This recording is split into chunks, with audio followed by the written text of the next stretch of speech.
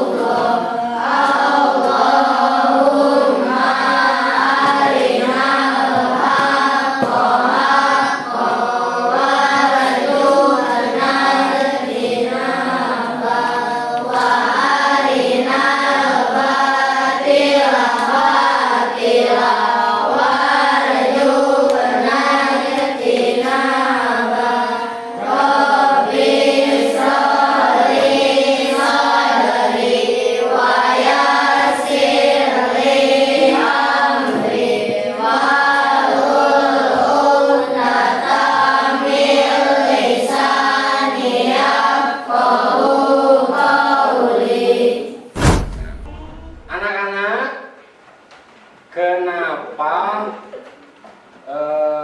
kita harus tahu apa makanan kesukaan teman kita? Kenapa kita perlu tahu makanan kesukaan teman kita? Sok, siapa yang tahu? Ya, gimana? Supaya kita bisa memberikan makanan kesukaannya. Oh, supaya kita bisa memberikan makanan kesukaannya. Terus kalau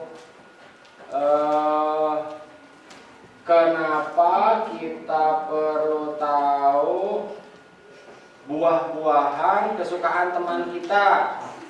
Ya, Mirwan. Karena kita bisa memberikan buah kesukaannya ketika dia sedang sakit. Ya, supaya bisa memberi buah-buahan kesukaan saat menengoknya ya waktu sedang sakit. Terus kenapa kita harus tahu pelajaran apa yang disukai oleh teman kita? Kenapa? Ya, kenapa? Supaya kita bisa minta bantuan untuk belajar. Supaya bisa minta bantuan untuk belajar. Nah, jadi mengetahui kebiasaan-kebiasaan teman kita itu memiliki keuntungan atau ada manfaatnya, ya. Sekarang kita akan belajar mengenai pengumpulan data. Mengumpulkan data itu apa sih? Mengumpulkan data itu yaitu kita mencari tahu apa yang ingin kita ketahui. Kalian ingin tahunya apa? Nah, apanya itu adalah data, ya. Sekarang kita akan belajar mengumpulkan data. Kelihatan nggak itu slideshow-nya? Kelihatan. Kita akan belajar mulai mengumpulkan data. Apa itu data? Ada yang tahu, sudah tahu belum? Belum. Data adalah informasi atau fakta yang kita kumpulkan dari suatu kegiatan. Contohnya tadi sudah ditanyakan apa warna kesukaan teman, apa buah favoritnya, jumlah adik dan kakaknya, ada adik di rumah berapa, adiknya laki-laki atau perempuan, atau punya kakak, apa? Terus mengapa kita perlu menyajikan data? Supaya data menjadi mudah dibaca. Mudah dibaca, kalau mudah dibaca jadi mudah mengerti. Fungsinya untuk membuat keputusan yang tepat. Contoh misalkan kalian bertanya kepada semua teman di kelas, punya adik berapa? Adiknya laki-laki atau perempuan? Lalu datanya itu disajikannya dalam bentuknya, nanti ada contohnya dalam bentuk tabel atau diagram gambar atau piktogram atau diagram batang. Nanti kalian bisa mengetahui adiknya laki-laki atau perempuan atau dua-duanya ada. Jadi saat kalian misalkan ada adiknya yang ulang tahun mau memberikan hadiah, tidak akan salah. Yang punya adik perempuan tidak akan diberikan pakaian anak laki-laki karena datanya sudah diketahui. Melalui cara apa? Caranya nanti kita jelaskan ya. Selanjutnya, langkah menyajikan data. Pertama, tentukan dulu apa yang mau ditanyakan. Apa yang mau ditanyakan? Pertama, tentukan dulu apa yang mau ditanyakan. Contohnya seperti tadi, bertanya ada berapa jumlah adik atau punya adik atau tidak. Bagaimana caranya? Melalui survei. Pertama, menentukan dulu apa yang mau dicari datanya. Terus kumpulkan datanya. Bagaimana cara mengumpulkan data? Cara mengumpulkan datanya bisa melalui survei. Terus jangan lupa dicatat. Jadi kalau misalkan sudah ditanyakan, sudah dilakukan survei, jangan lupa dicatat. Lalu buat tabel. Setelah buat tabel, dibuat grafik atau gambarnya. Nah, itu contoh-contoh bentuk penyajian data. Yang ini bentuk apa ini? Bentuk tabel. Terus ada lagi bentuk diagram gambar atau disebut piktogram.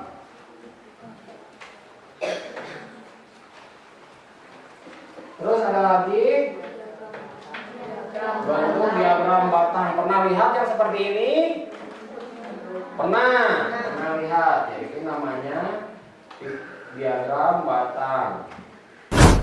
Sikap dan nilai rahmatan lil alamin atau sikap-sikap yang harus dilakukan saat mengumpulkan dan menulis data. Pertama, menulisnya harus jujur, tidak boleh bohong. Jangan misalkan Arpa bertanya pada Ijaz, melakukan survei, bertanya pada Ijaz, adiknya ada berapa? Ijaz menjawab adiknya cuma 1, perempuan. Arpa menulisnya adiknya ada 2, laki-laki dan perempuan. Itu berarti tidak jujur. Jadi pertama, mencatatnya atau menuliskan datanya itu harus jujur. Tidak boleh asal-asalan, tidak boleh bohong. Yang dituliskan harus nyata, berdasarkan fakta. Lalu bertanggung jawab dalam hasil kerja. Maksudnya bertanggung jawab bagaimana? Bertanggung jawab itu apa yang dituliskan dapat dibuktikan. Seperti barusan contohnya Arpa bertanya, kata Ijaz, adik saya ada 1, perempuan. Oleh Arpa ditulis adik Ijaz itu ada 1, perempuan. Bisa dibuktikan atau tidak? Bisa. Coba nanti sama yang tidak percaya dilihat. ke rumahnya Ijaz, adiknya ada 1 atau 2. Kalau misalkan ternyata yang dituliskan oleh Arfa itu betul, berarti itu bisa dipertanggungjawabkan. Terus menghargai perbedaan pendapat. Hasil survei itu pasti berbeda-beda, tidak akan sama. Kenapa tidak akan sama? Karena yang ditanya dan yang bertanya pun berbeda-beda. Jadi harus menghargai perbedaan pendapat. Kesimpulannya, data harus bisa disajikan dengan bentuk tabel, diagram gambar, dan diagram batang. Penyajian data harus membantu memahami informasi. Data juga harus disajikan secara rapi, jujur, dan bertanggung jawab. Barusan kalian sudah Bapak jelaskan pengumpulan data. Sekarang tugasnya silahkan kalian melakukan survei. Surveinya apa? Tanya kepada teman-teman kalian apa buah kesukaan teman-teman kalian. Silahkan lakukan dengan cara bekerja sama. Ada yang membuat tabelnya, ada yang membuat diagramnya, ada yang melakukan surveinya. Sok silahkan mulai.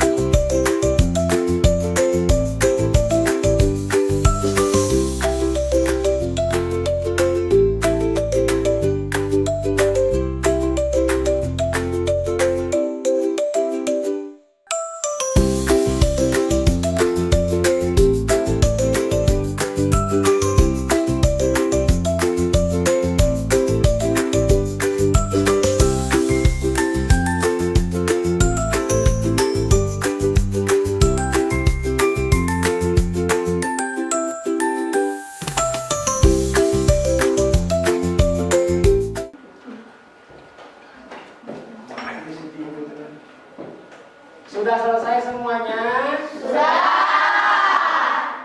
Sudah mengerti cara mengumpulkan data? Sudah. Ya, bagus. Kalau sudah, ada yang mau ditanyakan? Terus dimanain, Pak? Apanya? Terus dimanain. Oh, itunya dimanain? Itu untuk pertemuan selanjutnya. Sekarang kita refleksikan dulu pelajaran hari ini. Apa keuntungannya dari mengenal data ini atau melakukan pengumpulan data ini? Apa keuntungannya? Coba siapa? Ya. supaya kita lebih mengenal teman kita. Jadi lebih mengenal teman kita. Ada lagi yang mau menambahkan? Tidak ada. Tidak ada? Nah, kalau tidak ada, pelajaran hari ini kita cukupkan sekian. Nanti untuk pelajaran selanjutnya nanti dibuat tabelnya di rumah ya. Melakukan kerja kelompoknya di rumah, dibuat tabelnya. Untuk diagram batangnya nanti kita jelaskan di kesempatan berikutnya. Tepuk tangan dulu untuk kita semua.